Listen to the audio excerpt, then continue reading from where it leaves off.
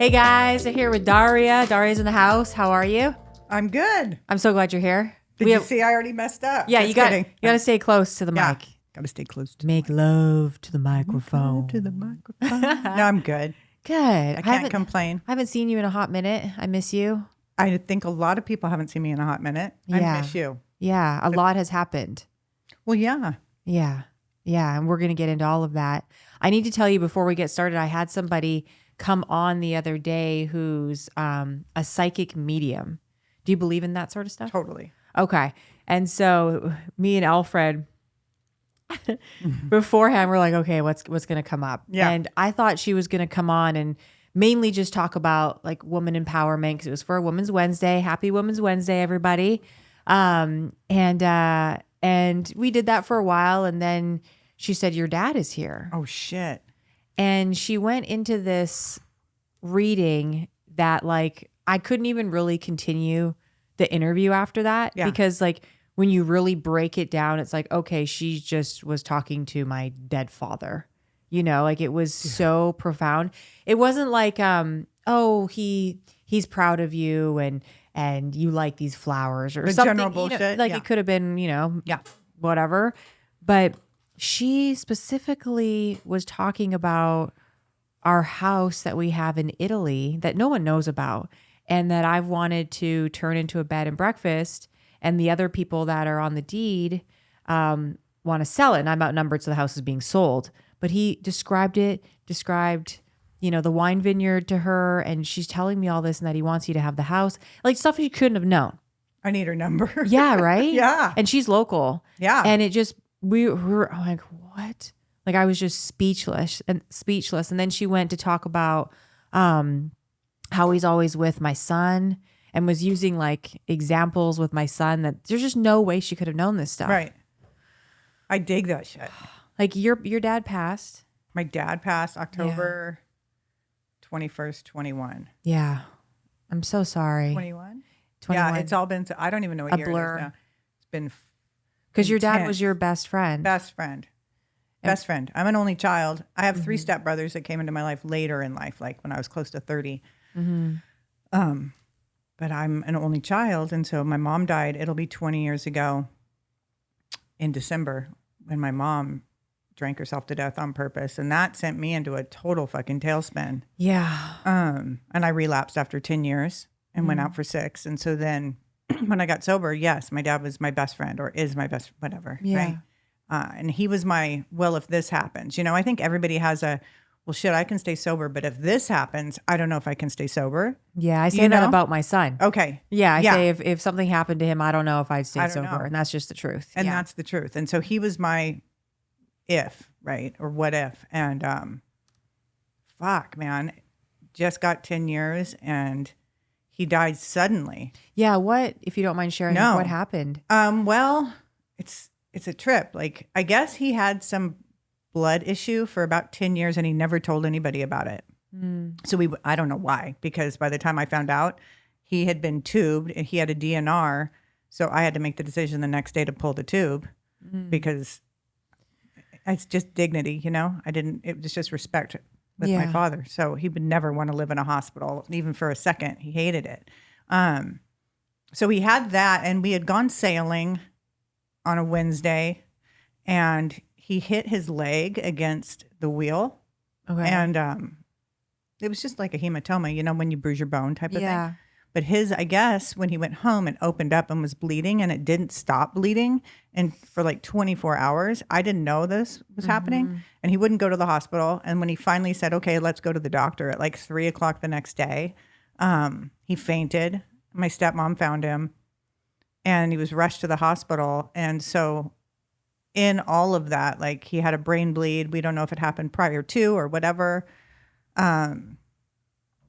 It was just, you know, and he couldn't stop bleeding. So his blood wasn't clotting, which is interesting. And I mean, I don't know. I have my own belief system and I know that, you know, he had just had his booster like 2 weeks prior. Yeah.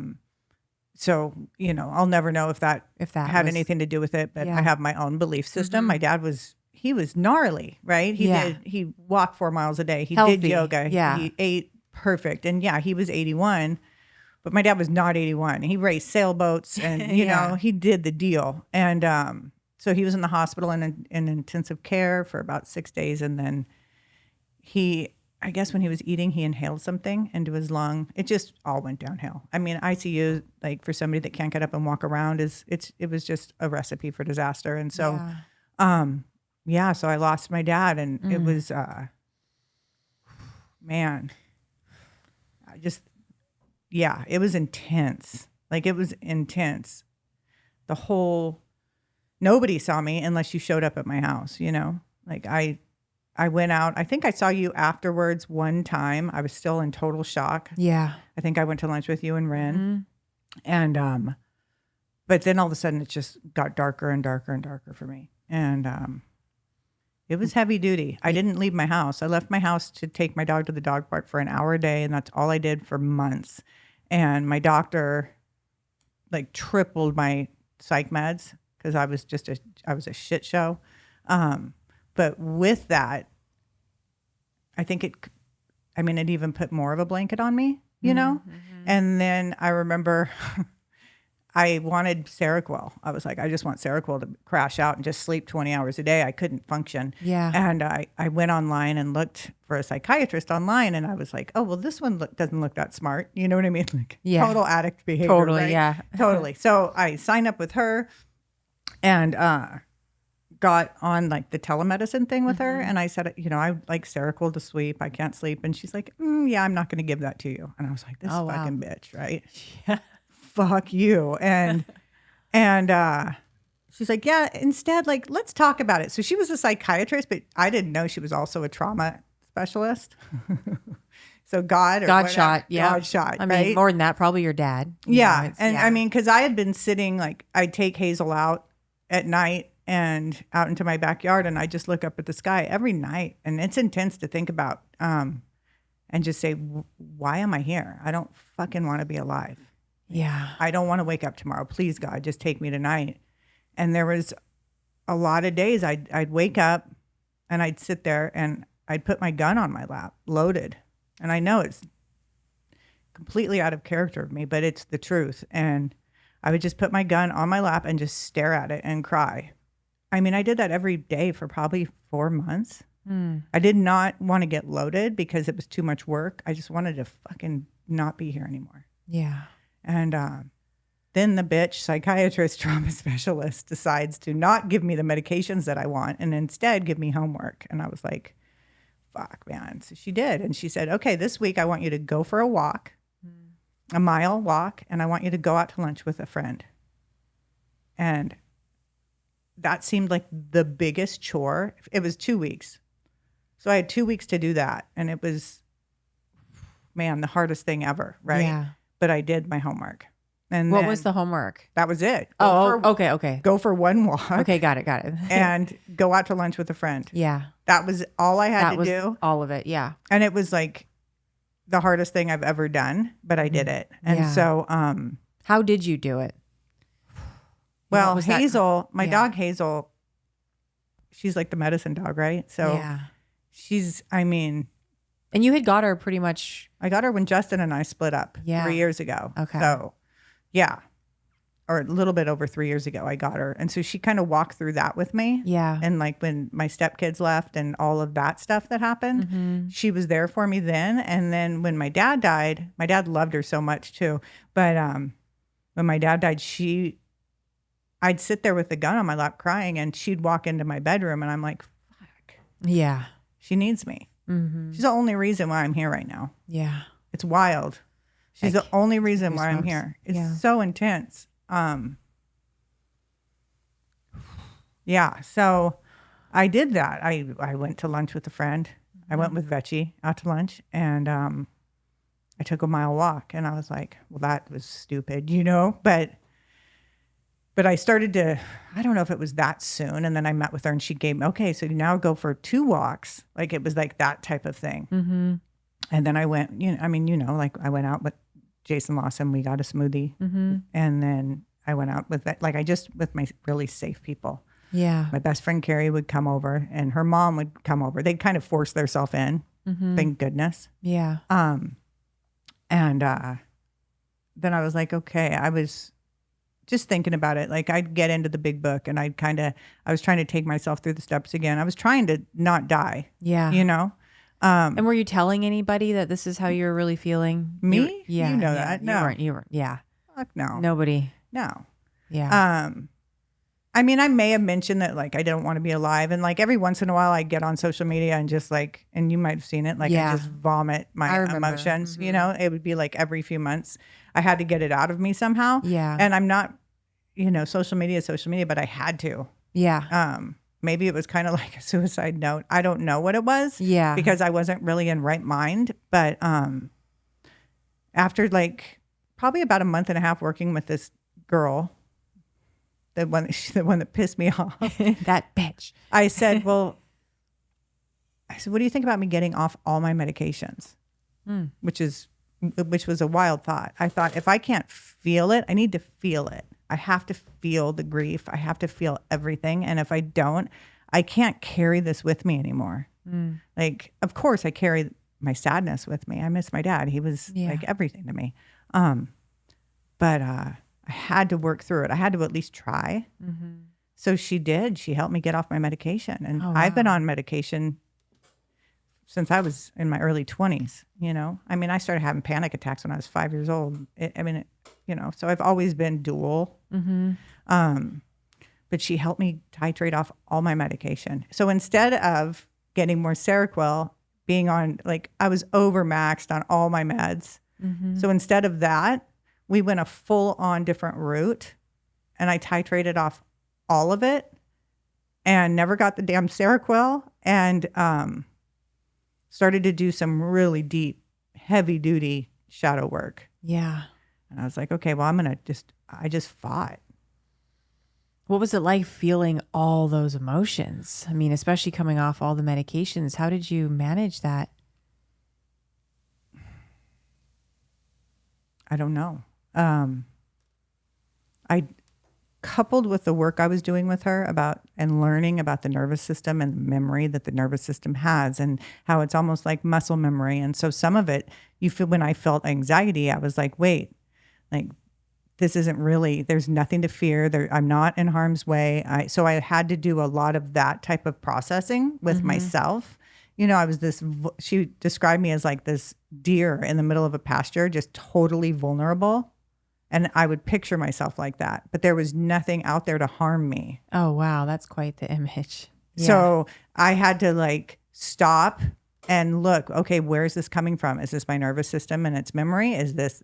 And that's what I did. I mean, I just processed it. Like every time I would feel, I mean, the grief and everything was there. I think that I was so over medicated on psych meds and stuff that it was worse. It was almost, you know, I mean, I wasn't loaded, but I wasn't of right mind. Right. Yeah. And so getting off the meds almost gave me freedom. I mean, it was life or death for me. So it was kind of like, I'm either going to feel this shit or I'm going to take myself out. And I know that it's just the truth. So I decided to try to feel it. Yeah. And so that was like, I think last September, I mean, I gained like 30, 40 pounds last year and just sat there and ate, just sad, and, you know, ate whatever I wanted. You know, I'm kind of a crazy person with like how I eat, like, but I just threw it all to the wind. I just didn't care. Yeah. So when I finally went to the doctor to get a physical this year, my blood pressure was like 190 over 120. I was like so close to stroking out. Jesus. It was so fucked up. That's really high. It was really high. Yeah. And so, and then I just changed everything. I just went back to my old ways, like, you know, how not the good ones. Right. Yeah. The good ones. Somebody asked me, hey, my girlfriend needs a sponsor. And I was like, fuck. And then I'm okay, have her call me. And so I just kind of got back into it, you know, but I'm shocked that I am still here. Yeah. I'm pretty speechless as to how you went through that whole process and being able to come off all your meds to really feel what you needed to feel. And I had to. Yeah. And well, I had to. You had to. Because when my mom killed herself, like I got loaded. Yeah, you numbed yourself. And I ended up going harder than I ever went, you know? Yeah. And I think having that logical mind with, okay, what's really going to happen in this moment if I'm having anxiety or this, like I do the same thing because I still get anxiety really bad. And even though I'm out on, social media and doing all this stuff, like I get anxiety. Yeah. Like I'm okay one-on-one, but even this Friday when we're doing this Recover Out Loud meeting, it's already bubbling. I'm already having the anticipated anxiety of like sure. getting up and having to say something in front of everybody. And so I'll have that logical conversation with myself. Like, okay, Jenny, what is really going to happen?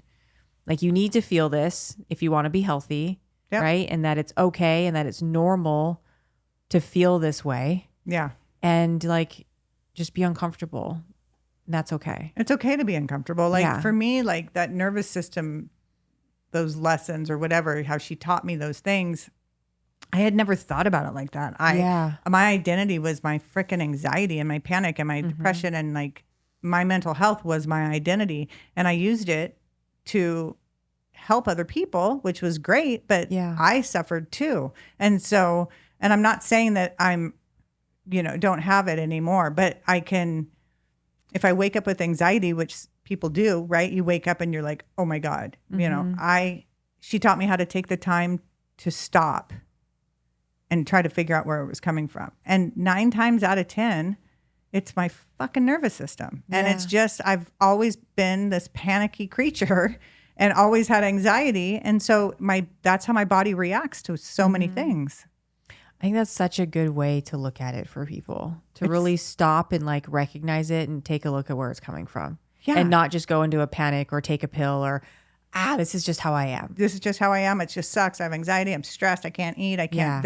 Labeling ourselves, all of that. And I mean, and I'm not saying that everybody should get off their medication. No, right. This is what worked for you. This is what worked for you. For me, like 30 years of medications, I was either on meds or I was loaded. Yeah. And everybody has their opinions about everything, but I don't think I know I wouldn't have been able to stay sober a lot of the times, like in the beginning and stuff, if my mental health wasn't balanced. Yep. This time it was just all about survival. Like I had to feel it. I want to say like I owed it to my father to fucking feel the pain and process it right so I can go out and fight and honor him. Yeah.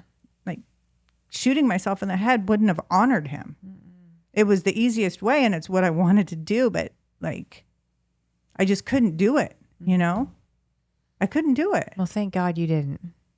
I'm really grateful that I didn't. Yeah, and that you can help others and share your experience. It was fucking crazy. It was wild. I'm like, I'm an orphan. Like that's like how my brain was. I felt like I was like a balloon floating around in this world with no roots because both of my parents were gone.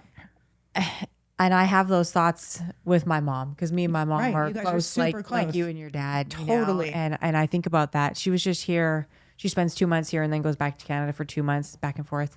And this last trip that she's here, she's getting older. And there's just moments where I've just like, just watch her, or she'll be walking outside. One time she was walking outside with Stella, my little dog, and I was looking at her. I'm going, oh my God, like one day you're not going to be here.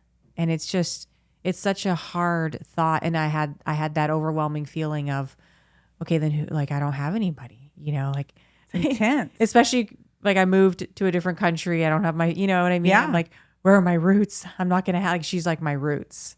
And so I can only get it. I can only imagine what that felt like for you. How are you doing now? I'm doing pretty good. Yeah. Yeah. I'm doing good. I got all my health in check, and got back on my program, eating how I eat. You look great. Exercising. Thank you. Yeah. I feel my best friend sent me a picture. I'll show it to you after.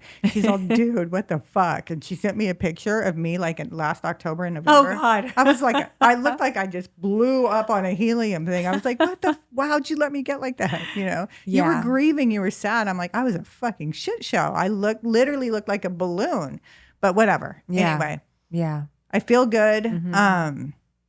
I sail all the time, that my dad's boat, he left me his boat. And so that was really hard. I never even went down on the boat. And so that was another one of my homework assignments. I had to go to the boat. So, but now I go all the time and I really, that's where I hang out with my dad a lot. I want to go with you. I'd love to take you. Okay. All you have to do is ask and we'll be like, and I'll go. Okay. Okay. Serious. No, for sure. Yeah. So it's got to be on a weekend. You can even come Saturday. if you want. Okay. You're going out? Yep. Okay. I'm going to go out in the afternoon. Alfred, you want to go? He's like, nope, I don't work on the weekend. Don't do that to me. Yeah. I'm busy. He's busy. No, you can if you want. Stacy's coming too. Okay. Okay. So just call me. Anyway. right, cool. Sorry, guys. Whoops. So, there's so many people out there that are going through this experience, and they have, addiction in their story and they're in recovery and they're really, really struggling and they've just lost somebody close to them. I mean, what do you tell people? Just hang on. I mean, I almost didn't make it out. I don't know if I can. I don't even know if I'm in a place to even.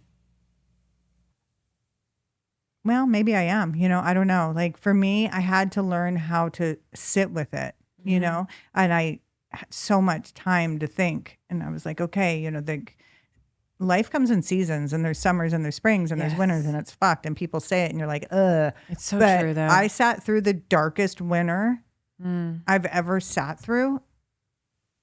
And I just had to accept that that's where I was. It's, it always goes back to the beginning and to the core of it all is it surrender and acceptance. For me, it does. Through all the years, of sobriety, when I've gone through shit, I just had to surrender and accept what was happening. Yeah. And I fought it to the nail. I fought it this past year. Mm-hmm. I almost did not. I almost wasn't here so many times. It's a trip to be suicidal and sober. Yeah. I can't imagine what that feels like. And just, your personality, like you're a badass, and it just shows that this can affect anybody. I took my badass patch right away. Yeah. You know what I mean? Like yeah. I mean, I definitely was not a badass last year. Mm-hmm. I was broken.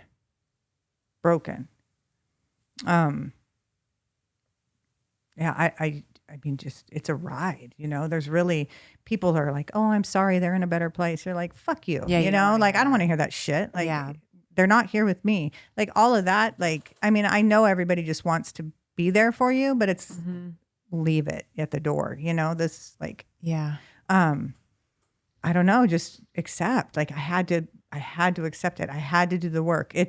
You have to do the work. Like I had to work my ass off to survive. Mm-hmm. And so as soon as that clicked in me, I worked my ass off to survive. Yeah.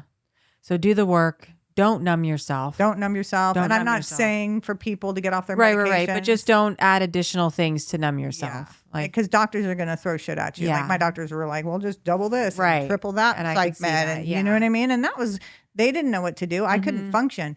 So you have to really kind of take control of that. And don't numb yourself. I mean, God saved me huge. Like it was, choosing that girl because, I think I can manipulate her to get me some more psych meds, and her saying, yeah, no, fuck you. That's gnarly. She's so rad. And she's still my doctor. Yeah, I was going to ask. Yeah. You still see her? I still see her. And it's crazy. Like in January, I went through another slump. It was like a 3-dayer. Mm-hmm. And I emailed her because she was like on vacation. I emailed her. I think I need to get back on medications.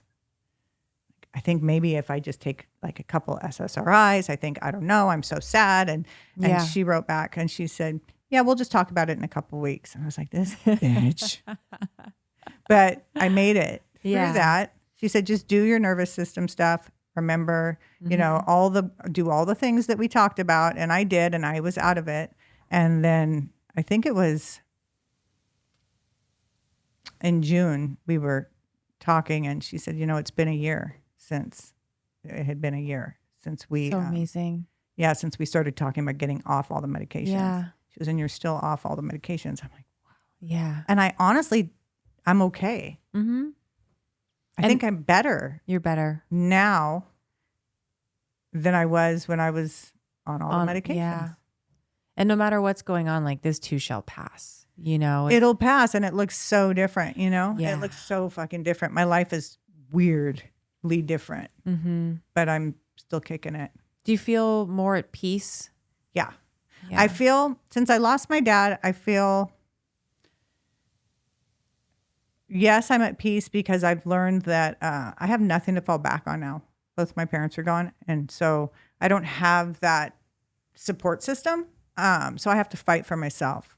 So I'm pretty much, I mean, if it doesn't give me peace, if it doesn't add to my life or not bother my, then that it has to do that, or else I want nothing to do with you. Yeah, I feel the exact same way. I mean, my story is a little different, but I have my mom, but I've always been like a long-term relationship person. Always in a relationship, always had that person as like the stability, and I could fall back on that and I don't have to worry. And like for the first time in my life, I don't have that, and I haven't wanted that. But isn't it great? But it's so great because like, first of all, I know what I want, and I know that as stressful as it is, I wouldn't want it any other way, that I have to depend on myself 100%. Right. I have to make it happen for me. And it's totally different. And Totally different. you like gain this self-respect when it's like that that I couldn't have had before. So much self-respect. And it's not like get up there. Up there. Get on that mic. Yeah, like I'm in a relationship right now. I don't talk about it. It's private. Yeah. Which is really cool. But it's long distance. Okay. And so I still am completely independent and take care of myself and do my own life and all that stuff. Yeah. And so, I mean, no one's going to take anything away from me anymore.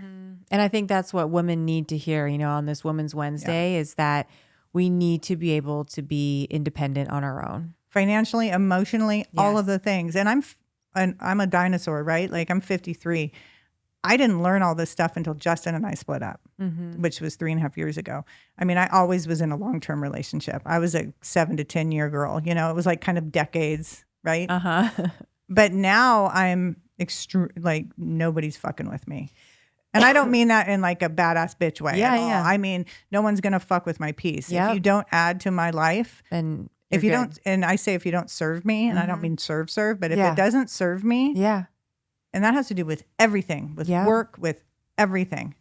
I'm feel not the same fucking way. around anymore. No, me neither. And I feel like what you're talking about with like your nervous system, being aware of like how you're feeling, where it's coming from, like I can tell immediately, like, nope, this doesn't feel right. Yeah. Nope, this is giving me anxiety and not like a healthy anxiety. Nope, like bye. Just shoo it out. I don't need shit. No, and I keep my circles small in a healthy way, right? I'm not isolating, but I'm very particular about who I allow into my life. Yep. And by thinking that way, I've been able to align with the right people. Yeah. Like it just happens. Well, you follow your gut, right? People, yeah. I mean, just like you said, if you get that feeling, I don't even allow people close to me enough for me to even test it. Yeah. Like we're not even going there. I don't even need anybody new in my life. Yeah. Like, I have a small circle, a great circle, people that I trust. They're my roots. Yeah. I'm my roots. I feel grounded again. Yeah. You're your roots. I am absolutely my roots. Yeah. I'm building my own world, and it's ending up to be pretty beautiful. Yeah. It's the best feeling. Yeah. It really is. So you've been sober for how long? Oh, Lord. Not that long, no. It will be 12 years and 2 weeks exactly. Oh, wow. So it's August 11th. August 11th. Congratulations. Thanks. 12 years. 1-2, baby. 1-2. Yeah. And what brought you back around the second time? Because you were sober for 10 years. You went out, and then what got you sober for again? 10 years. Went out after my mom died. Yep. Went out for 6. What got me sober again? A lot of felonies, homelessness. I was sleeping in a car. So you had 10 years. And within those 10 years, I mean, obviously you gained things. I didn't work a program my first 10 years. Okay. I was dry. You were dry. Okay. So I was running on pride and ego like a motherfucker. Yeah. And but you were working, had a home. I was like working. that. I got married. Okay, I did all the things, but I was twisted. You were not healthy. Yeah. No, I was an asshole. I cuss so much. It's wonderful to be able to cuss on this one. Fuck. Shit. I was a total asshole. Went to college, did all the things, that you're supposed to do. And then my mom died, and I was in a relationship that got really violent, very abusive, and he was loaded. And I walked into the garage one day, and there was a glass pipe, and I didn't even think about it. I just picked it up and smoked it. Just like that. Just like that. And that then back on Mr. Toad's Wild Ride. I mean, we say just like that, but obviously, like you're saying, all these things led up to that. You were working a program. You know. Yeah, I mean, I just needed to be numb. Yeah. I remember I had been hit with like remember those old chain link candlesticks that people had? They were, I don't know, it was like this big metal chain. He had smacked me across the head with it and split my lip. I saw that scar right there. I can see it. Yeah, split my lip up. And so we like super glued it together and I was all fucking weakness. So I couldn't leave my house because I lived in San Clemente. I still do, in my hometown. Yeah. And if anyone saw me like that, they would go after him. So I had to stay home grieving my mom and beat to hell. And so I didn't really think about using, but I wasn't thinking at all. And so I walked in, saw the pipe and picked it up. And so I didn't even think about it, but it numbed me and it was on. It was fucking on. It was like this, right? And then it was wild for 6 years. I think I was 35. What'd that look like? I mean, you homeless, felonies, so you were just out running. I was running and gunning like a dope. It looked like I stayed with him, but he was psychotic. It even got crazier once I started getting high, So did you recognize he was an abuser? I mean, were you just so? I don't know if. Well, like it's funny because you said, you're a badass. Well, I really thought I was a badass. Like I had been fighting martial arts like my whole life. Like I used to street fight when I was loaded and like all of that stuff, right? Mm-hmm. So when he started hitting me, I had so much shame in that. Yeah. And because people were like, he's a little off. Not her, but yeah. Yeah. And so I was like, oh no, I can love him better. That type of bullshit. Mm-hmm. That was what it was in my head. If I love him, then all of that crap will go away. And that was psycho. Where do you think that comes from? Because I know a lot of women think that. That you can love them better? That you can love them better. Where does that come from? I wish I knew. I wish I knew the magic potion.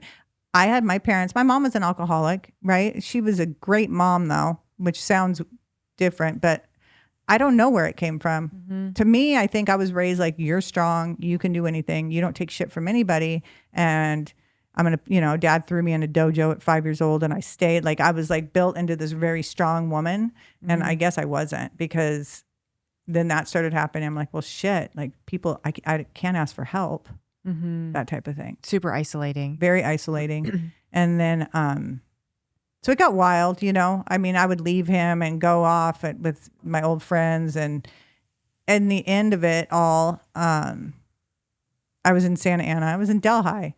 In front of my Connects, there was a broken down car. I had 31 felony warrants. I would sleep in the car and you were doing what? What was your drug of choice? Meth was my drug of choice. Meth, yeah. But I'd like to stay up for like 7 days and then take a bunch of somas and really get wild. Oh yeah. Really just that. just to get as fucked up as possible. So I'd sleep there and I'd walk down to the Chevron station, I think it was, and do like bird baths and then come back, get high, do whatever I had to do to get the dope, you know, hook up, and then I finally got caught. I was in a high-speed chase. I was with some dude on parole, and he's like, oh, God, you have warrants type of thing. And we got in a high-speed chase. Garden Grove gang unit got us. It was dumb. It's just dumb, and then I'm like, my name's Daria Wendkos. Please take me to jail. I was so fucking tired. I was 41. I was beat. Yeah. Because I'd been on the run for a year. I was so freaking tired, man. And they got me, and I went to jail, and then went to treatment, Yeah. Thank God. Got scholarship. It was like God, God, God. It was one thing after another. Mm-hmm. How long did you stay in jail for? 6 months only. Okay. I had already done a few months prior. Yeah. Because I had no record. So I got a year. Mm-hmm. So you were sober. So you sobered up in jail. Sobered up in jail. And then was in treatment for about 9 months. Back in the day, it was, Yeah. Yeah. different. I didn't have insurance. I got a scholarship. It was really, I had God shot after God shot. God. Yeah. This lady picked me up. My friend said, I'm going to drop you off at the morning meeting at Howe Hall, see if you're serious. And like halfway through it, somebody handed me a phone and it was him. And was sitting in his car in the parking lot. He goes, okay, well, you didn't leave. I called my friend and she's going to pick you up. Oh, wow. So she picked me up. This girl jumps out and I'm haggard. Black roots down to here. I looked like Nancy Spungen, like I had dyed my hair white. I was horrible. this perfect being jumps out of like a Lexus and like her juicy sweats, and she's, faked all this. And I'm like, she was a target to me, Yeah. but not, I mean, that was my mentally, but she's like, get in the car. And I'm thinking, I have like my paper bag from jail and I'm fucked, been washing my hair with Dove soap.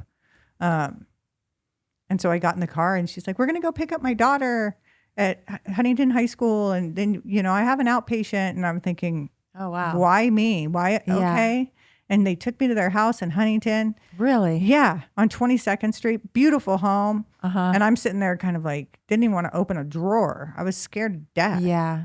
Because I was scandalous in my, and so I couldn't get into treatment. I was calling free places. I had to go into treatment for court.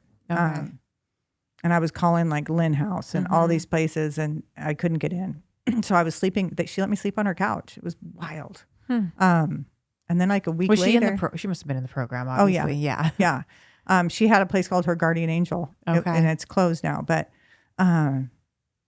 like a week later, she goes, family meeting. She had a 16-year-old, and I think Jameson was like 8 or 9, right around there, and she might have been 15. But anyway, they were young. Yeah. So we have a family dinner, and she's like, no, Daria, you too. And she said, well, me and the kids have talked, and we've decided that we want you to live with us. And I'm like, I said, what? She goes, you might not see it in you, but I do. I'm like, so, Wow. yeah. So I stayed, man. Yeah. It was gnarly. And this is the gift of having strong women Strong around women. you That believe in you, Yeah. no matter what, even when you're down and out, without judgment. Yep. And I was like, you believe in me? And she said, you have something in your eyes and you might not be able to see it, but we do. I couldn't believe it. Oh. She helped me get my license. She helped me, I helped her with the kids, and she scholarshiped me through program. Wow. And I ended up being the kids' nanny, and she had to travel for another job, and she trusted me with her kids. Mm-hmm. It was wild. You still have a relationship with her to this day? Yeah. Yeah. Yeah. I mean, we've gone through our ups and downs over the years. Yeah, yeah. But she's still there. But I love her. She saved my life. There's no question. Yeah. And that's just, I cannot say like the important, like it's so important Yeah. to have women. And you just never know when you're going to be able to show up for somebody and plant that seed. So any opportunity you can take, Yeah. like you were just saying, someone asked you to be their sponsor, just taking those opportunities, even if you don't feel like it. But I did it. And, I did. And I love her to pieces. I mean, I let her move in with me, You did. I trust her with my dog. It's wild. She's my girl. Yeah. I needed her. Mm-hmm. So when you got sober, when did you start actually grieving and going through the process of processing your mom's death? Because you obviously didn't do it for 6 years. Or you're out for how long? 10 years? I was out for 6. 6 years, yeah. Yeah. I don't know if I started to grieve my mom until Justin and I split up. I grieved her. I was sad, but I don't know if I never heard her voice or anything for a long time. And then when Justin left, I heard her all the time. She walked me through it. Really? Yeah.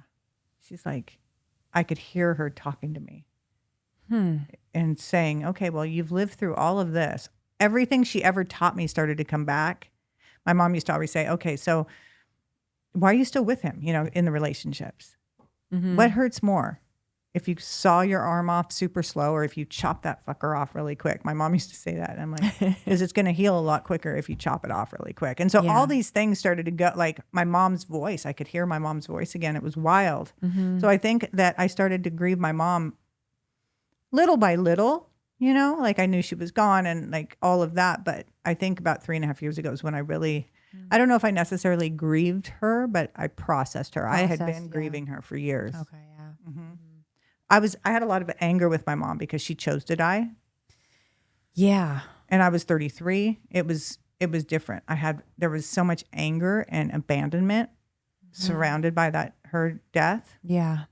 I felt extremely abandoned and I had so much anger, and I blame my dad. They weren't together at the time, but I had my dad and I started to fight, and it was very unhealthy. It's obvious. I have program now. And I didn't have a program then. It was completely, I mean, black and white. So what has the program done for you? Oh man. I have a higher power. I have my people. Yeah. My tribe. And I have the principles of the program.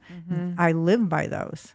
I'm not perfect, far from it. But if I keep those as my compass, you can get through anything. Yeah. You just have to stay. I mean, I just had to stay. Like even last year, I was suicidal, really suicidal, but I didn't want to get high. And I don't know if it was because I didn't want to work that hard. Like I didn't want to suffer anymore. I'm not sure. I don't know. Like I have to be really transparent. Like I don't know, but I didn't want to get loaded.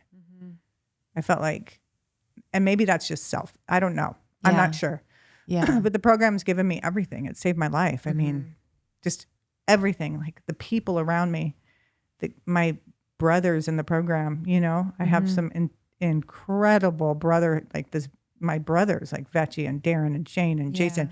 I mean, when my dad died, I came home and they were sitting on my fucking front step. I did not want anyone near me, but I had no choice. Yeah. That's what it's given me. That connection, that community, it's so important. Oh my God. I think pretty much everybody in my life that's close to me now is in recovery. And it's not, I love you normies. I do, but yeah, God bless you normies. But my there's people, something different. Yeah. Yeah. They're my tribe, my people. Yeah. And it's not even really like you get, you know, I love you.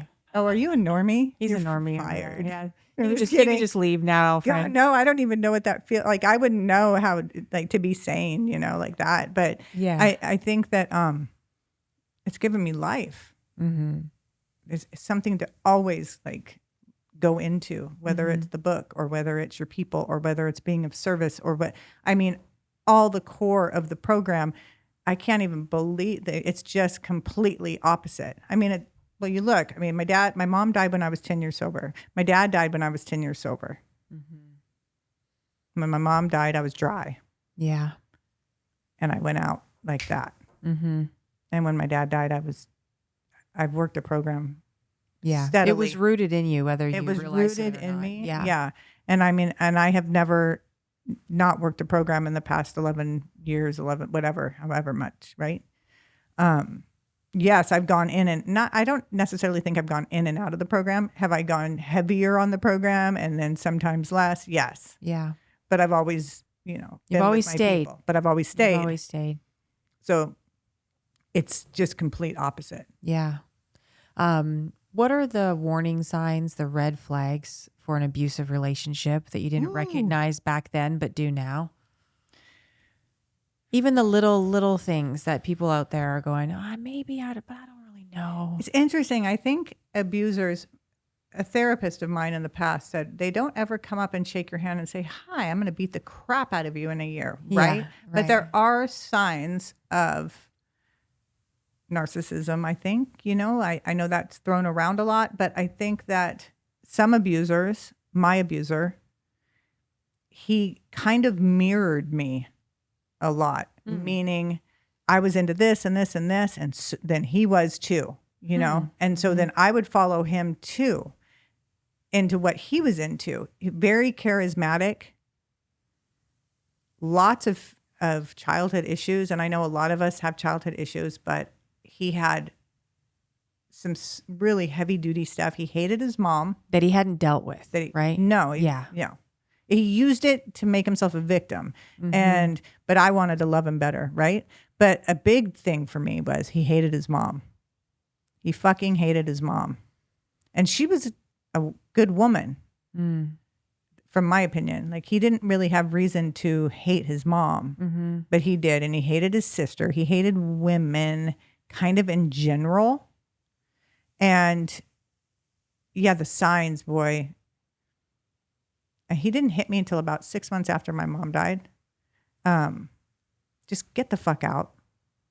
Ultimately, I set precedent for that. I don't hold myself fully responsible for that abusive relationship, but I hold myself responsible. I should have walked out of that house and never looked back the first time he ever touched me. Yeah. You know, to hurt me or touched me in a negative way. First time he ever called me a name. Any of that, just get the fuck out. because it's only going to get worse. Yeah. I stayed. I remember he had kicked me and I had a big bruise on my leg, and I went to the beach. My best friend's mom, I mean, we've been best friends since we were 14. She saw it and kind of gave me a look. She knew, and I still stayed, and I should have left. The first time, like you're talking about that gut feeling, as soon as you feel that shit, you got to walk, man. Yeah. Yeah. Even if it's just like a little suspicion, because I've been in those situations too. And I'm like, maybe. Little too clingy. Follow your gut. Listen to it. Oh, you're that not little gonna, voice. Yeah. Oh, so what? Anything questioning your integrity, like all of that stuff. It's throwing the mix into the cocktail. You know. And I think like the mocking. Oh God. Like, oh, you can't do. Oh, you think you're going to do that, or just those. Yeah. And I'm not saying you need a dude that's like fully supportive, and I mean you do, right? There's those, but I mean there's going to be people that challenge you, but there's a healthy way to do that. For sure. Yeah. And that it's okay for us to have emotions, to be emotional if we need to be. Absolutely. Right? To not be looked at like we're complaining or, we're nagging and, oh, you're just being so emotional. No, it's okay. You can have, like I always say, I have standards. I don't have expectations. Yep. Like I have standards. when I say this, right? She says that every day. Yes. Yep. I have standards. I don't have expectations. Yeah. I don't expect anybody to. Because what happens if you expect? It's disappointment like that. It's disappointment. See, and you're learning. And you build. He's been in a long-term relationship, but you build resentment. You totally do. You're just going to be doing a 4th step every other day. I'm over that. Like I'm good. Yeah. So I do have standards. Yep. But I have standards with everything. Like I told you before, if it doesn't serve me, it's fucking gone. And it's serving, you know what I mean by that. Yeah. So how does a young girl that's struggling with self-worth, self-love, how does she build that up in herself? Make a list. I hate to say that, but like I have my list of, what you're going to accept and what you're not going to accept. Make a list. Actually write it down, right? Write it down. Yeah. Like, not like, I'm not a big journaler. I know everybody loves to journal, and I think that's amazing, but I don't fucking journal. I can't journal, but I can make a list. I can make a list in my notes on my phone or whatever the case may be, right? Yeah. I mean, it's really obvious. Do you want somebody lying to you? Do you want somebody cheating? Do you want somebody trying to control you? That's it. The fact that a woman thinks, including myself, a woman thinks that she has to bend and break for a man to love her it's ludicrous. Yeah. And we've all done it. At least, I think to a certain extent or another. To a certain extent or another. Yeah. We've all done it. Mm-hmm. The way we look, the way we act. Fuck that, man. All that. There's going to be somebody, and the truth is the time that I spent alone before the relationship that I'm in now, the time that I spent alone, even though it was hard and dark and intense, I'm so grateful that I've been alone to be able to like do all of this work by myself, and I didn't lean on anyone.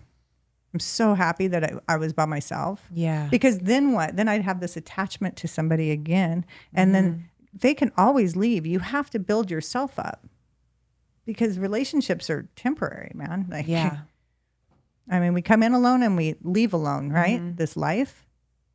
So we have to be able to live with ourselves. Have to get comfortable being alone. I couldn't be alone for so long. Finally, and I think it comes with age too. It does come with age. And I feel like, and I've been talking about this in a lot of the episodes, but just like in recovery, like I feel like my first like 2, 3, 4, even up to like 5 years, someone said 5 years and under, you're going through a lot. You're healing, you're dealing with stuff, you're uncomfortable, you're learning how to live. Who am I?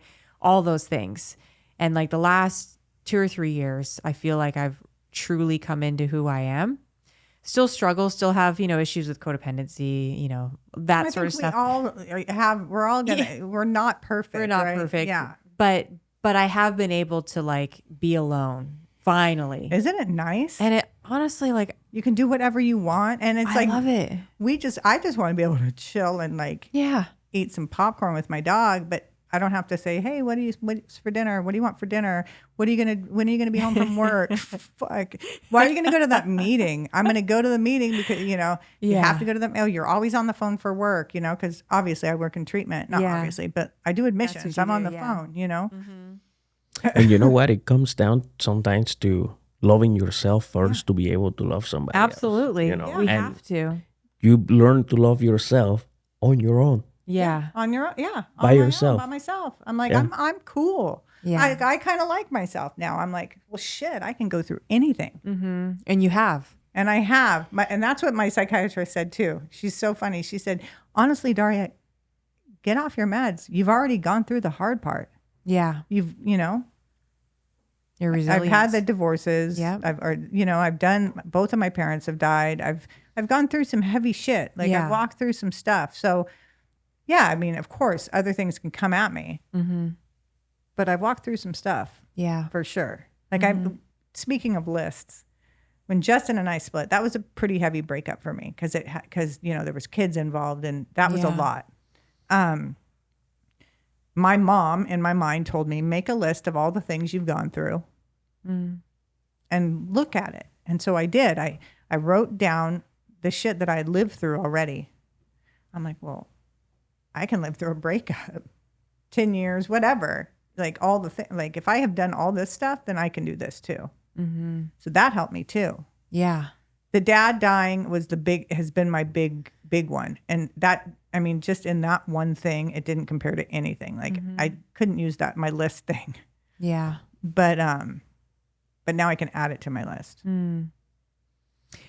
What's your advice? We don't like to say advice, suggestions, with going through all this, overcoming all of this for people out there. I mean, you've gone through just so much in your life, not just, with addiction, mental health, but everything, you've endured and you've overcome. So anybody that's struggling in any aspect of their life, I mean, what would be your suggestions? I think taking the word can't out of my vocabulary, because we really can. Mm-hmm.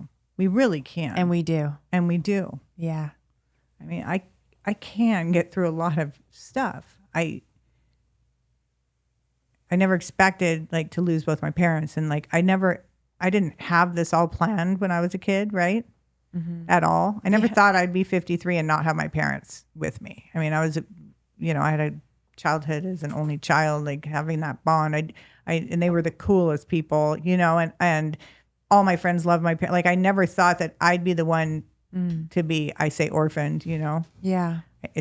I hate to use it, but it's true, right? Mm-hmm. I never thought that would happen.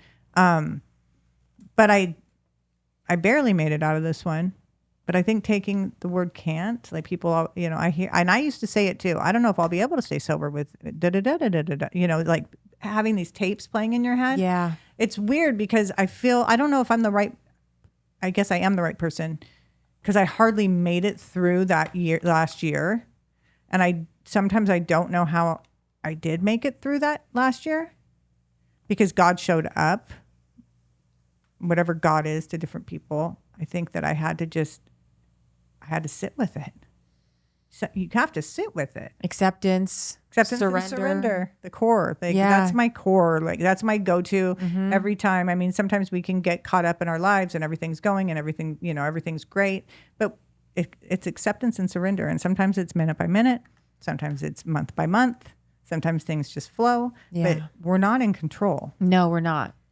Yeah. And the more we try to control, the less control we have. Yeah. And we have to accept that too. I can control my reactions and my actions, and that's all I can control. It. That's it. And I came to that realization a long time ago. And so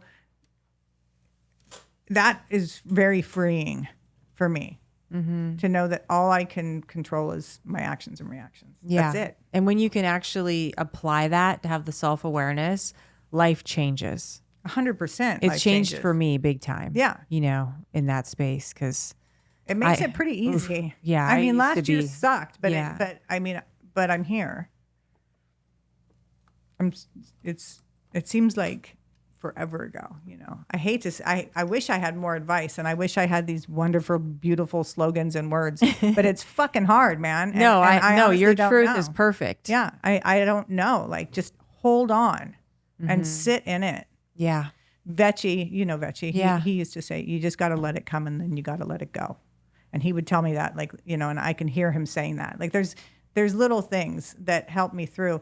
I didn't do it by myself. I didn't make it through. Like, it was smoothies with Jason or Vecchi's little things. Or it was my best friend, like, it was, people kept me alive, even though I kept them at a distance. Mm-hmm. I felt responsible. Yeah. To stay here. Mm-hmm. Just stay. I'm so glad I didn't. Yeah. Take myself out. We all are. Ah, man. Like, it's. I know it was dark for a while because I remember some of your posts that you were talking about, and it was scary. I thought, oh God, she's going to relapse is what I thought. Yeah. Oh no. Nope. Oh no. I wasn't even going there. I was going, and and I wasn't one to call anybody and say, I didn't want to go on a 72-hour hold, Yeah. Because then I worried about Hazel. It's funny. My dog's my world. You should have brought her. I didn't know if I could. And I thought, well, if I bring her, then she's going to just, it'll be the Hazel show, right?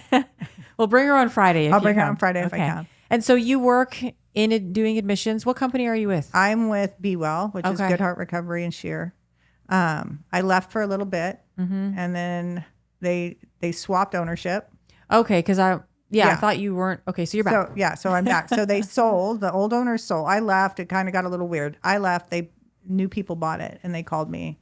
And I was kind of unhappy where I was and whatever, I wanted to go home. And so they called me and said, what can we do to get you back? And I went back. Nice. And Stacy's there too. Stacy's there too.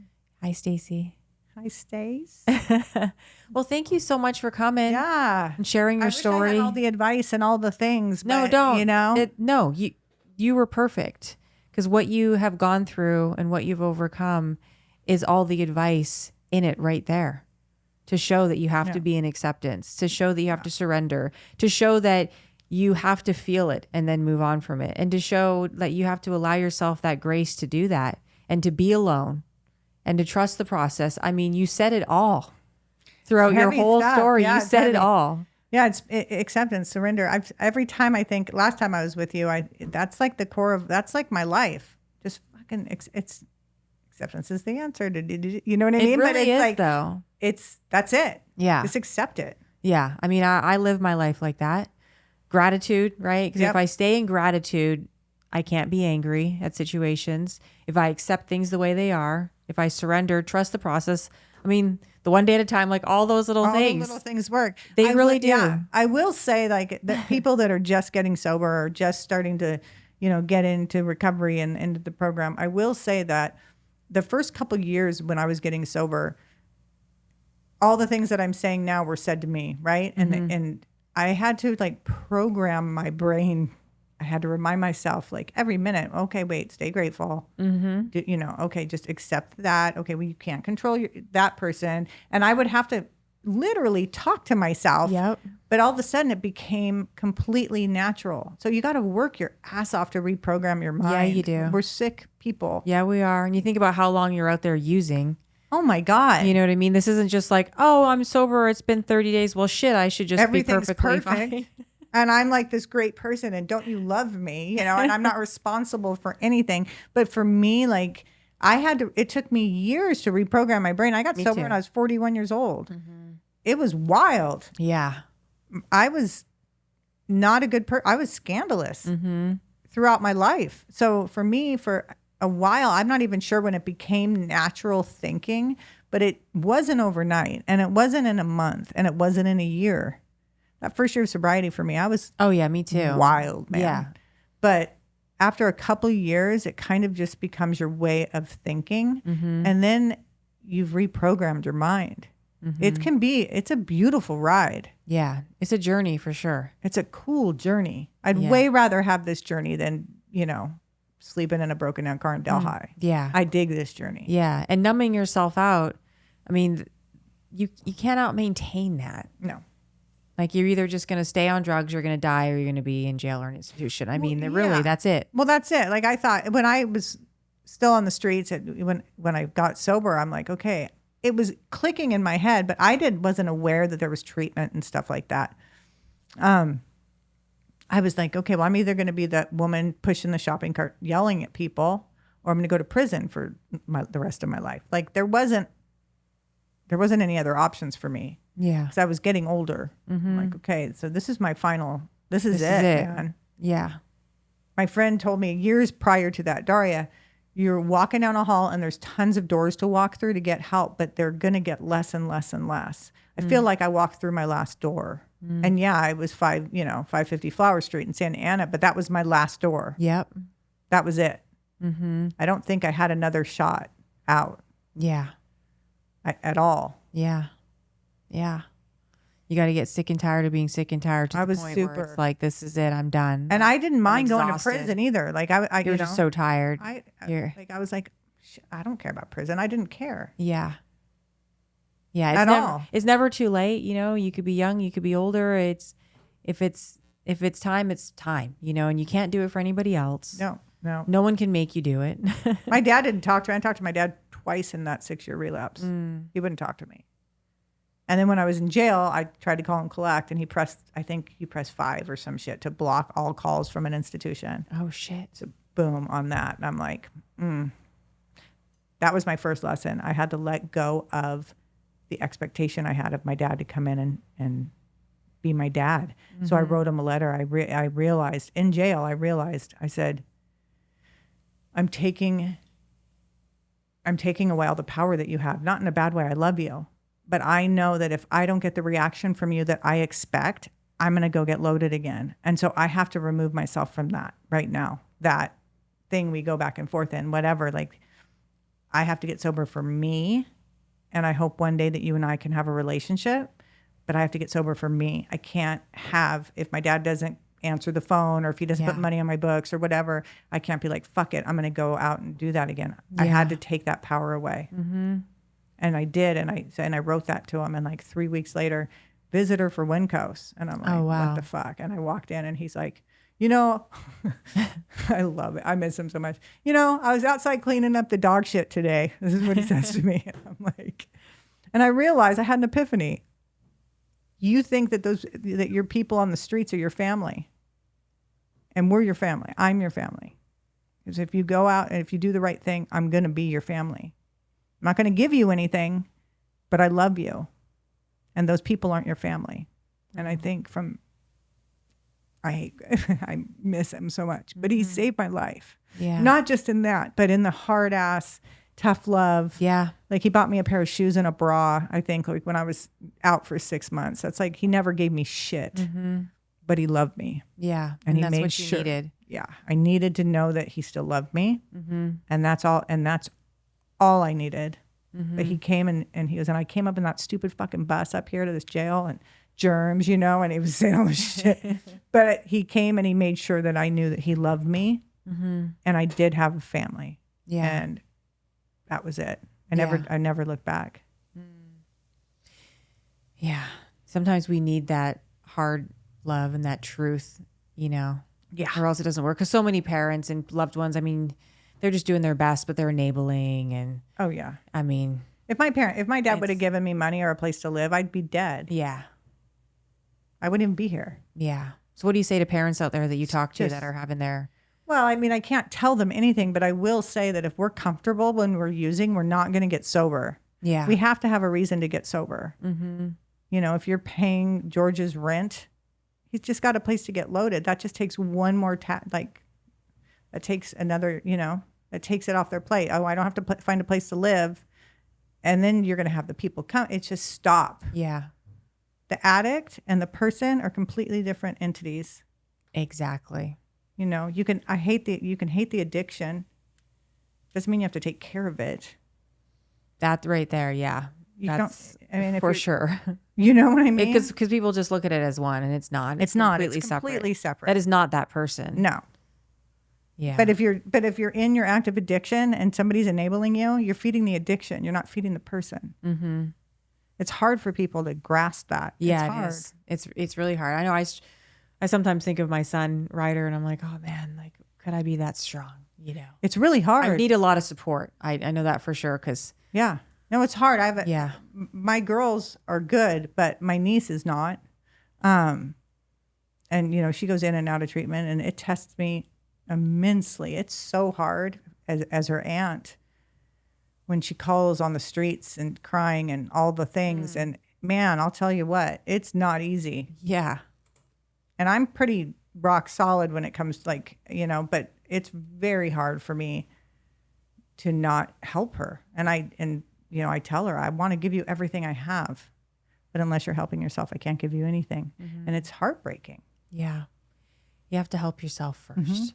It's difficult. Yeah. So, and you can't feed the addiction. I mean, I guess that's really, but people do. And then, and people die, and people can die anyway. And if you're not going to send money to your son to pay for his phone bill, and you have to keep their phone on, and all these excuses run in their heads, but it's not going to keep them alive. Yeah. But I get it. Yeah. You and I have knowledge of the disease. Yeah, exactly. A lot of parents have no idea. They think, that if they keep their phone on, they'll know where they are, and they're all those things. Get into Al-Anon. Yeah, right? Get into fucking Al-Anon. Get into Al-Anon. Get into a support group. Find people. Don't suffer by yourself. Don't do that.